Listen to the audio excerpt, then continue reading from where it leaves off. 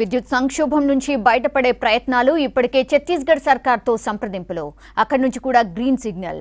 రెండు రాష్ట్రాల మధ్య ఎంఓయూ కుదరడమే ఆలస్యం. విద్యుత్ లైన్ల ఏర్పాటులోనూ ఉంది ప్రభుత్వం. అంతా ఓకే అయితే ఇక తెలంగాణకు విద్యుత్ సమస్య తీరిపోయినట్టే. రాష్ట్రం విద్యుత్ సంక్షోభం నుంచి బయటపడబోతోంది. 1000 మెగావాట్ల విద్యుత్ అందించేందుకు ఛత్తీస్గఢ్ ప్రభుత్వం ముందుకొచ్చింది. ఇప్పటికే రాష్ట్ర ఇంధన శాఖ ముఖ్య కార్యదర్శి గత నెల 27న అక్కడి అధికారులతో సంప్రదింపులు జరిపారు.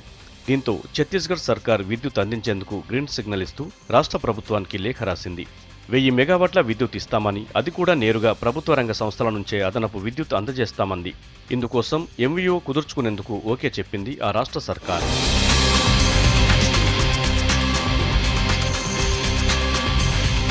రాష్ట్ర ప్రభుత్వం కూడా విద్యుత్ కొనుగోలు చేసేందుకు సిద్ధమని ఛత్తీస్గఢ్ సర్కార్కు లేఖ రాయనుంది.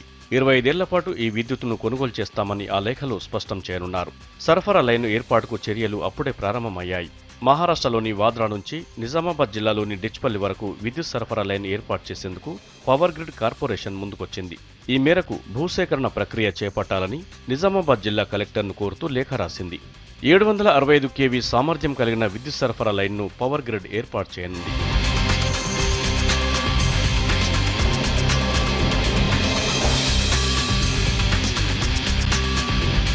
ఏడాదిలోగా పనులు పూర్తి చేయాలని పవర్ గ్రిడ్ను సీఎం కేసీఆర్ కోరారు. ఇందుకు ఆ సంస్థ సమ్మతించినట్లు సమాచారం.